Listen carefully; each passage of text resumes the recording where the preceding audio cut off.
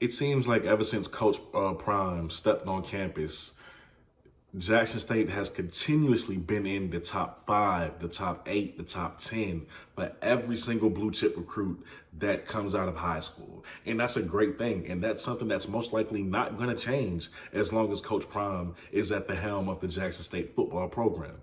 Now, today, we're going to be discussing Mr. Zavion Hardy, the blue chip recruit from Macon City, Georgia, right? Who is the latest recruit to list Jackson State in his top list, right? So he has a top 8.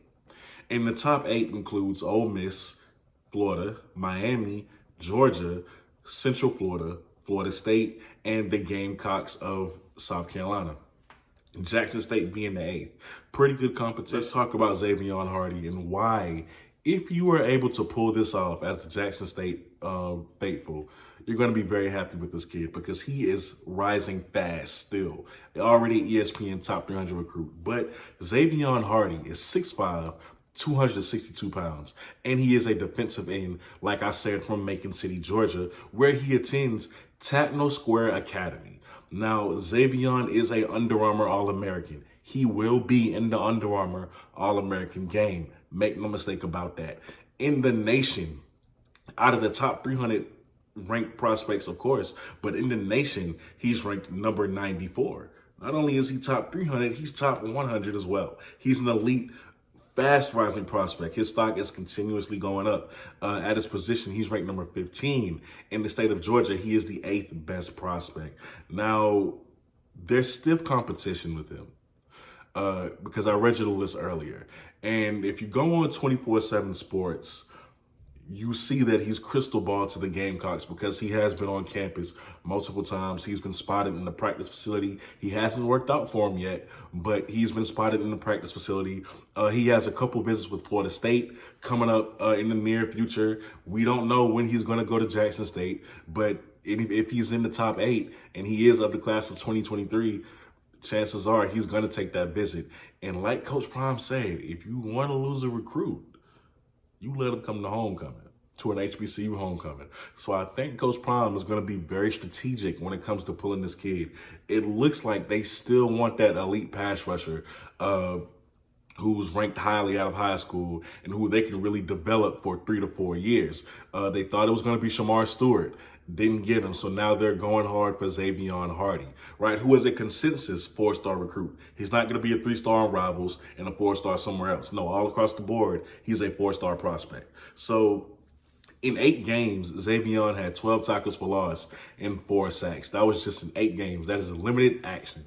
So I don't know if it was an injury. We don't know what it could be, but Zavion himself, when you look at him, the kid, his build, right? He looks college ready right now. And that's something that you really can't say about a lot of prospects, especially defensively. He's a bona fide pass rusher, but can definitely stop the run. He's not gonna kill a quarterback with his speed. He won't kill the left tackle or right tackle, depending on who he's going up against with his speed, but he does have power. Length and strength. That's the kind of pass rusher he is. And overall, you just love to see him play. So this is a kid who sticks off the screen when you're watching him. I personally cannot give you a percentage on how this is going to go. I do not know how close he is with Jackson State. I haven't heard anything about him being on the campus or being in talks with Coach O or Coach Prime, but we'll just have to wait and see how this goes. But guys, now that the 2022 class is pretty much done, you got to get started on the 2023 class. Recruiting is a year-round thing. It never stops. And Coach Prime and Coach O and the rest of that recruiting staff is always on to the next wave. They're always on to the next thing. And you know, something, this is a little off topic, but something I found crazy is that Coach Prime has not even made a house visit yet to a recruit's house. He's able to have all the success recruiting-wise, and he has not made a home visit yet. Imagine if he was to do so. He hasn't done it with Travis. He hasn't done it with Kevin Coleman. Nobody. He hasn't done it yet. So imagine if he walks through that door. I don't really know why he's not doing it, But I think that's kind of like, it's an odd flex because yes, it shows that you're a great recruiter because you can do this without visiting kids. But at the same time, if you were to do so, I would think that would give you even much more of an advantage over these bigger schools because you have Coach Prime in your living room. So I think that's something Coach Prime should definitely, like I get the flex, I guess, but definitely go into these kids' homes and, let them know just how serious you are for wanting to get them to play at Jackson State. But that's just my opinion. You can let me know what you think down in the comments below. Guys, Coach Prime, the documentary, episode 2, season 2, comes out tonight.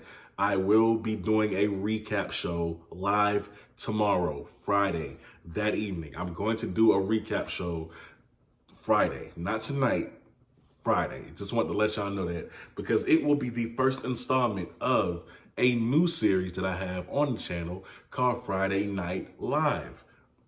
I wish I could take credit for that name. Tamona gave it to me. Thank you so much, Tamona.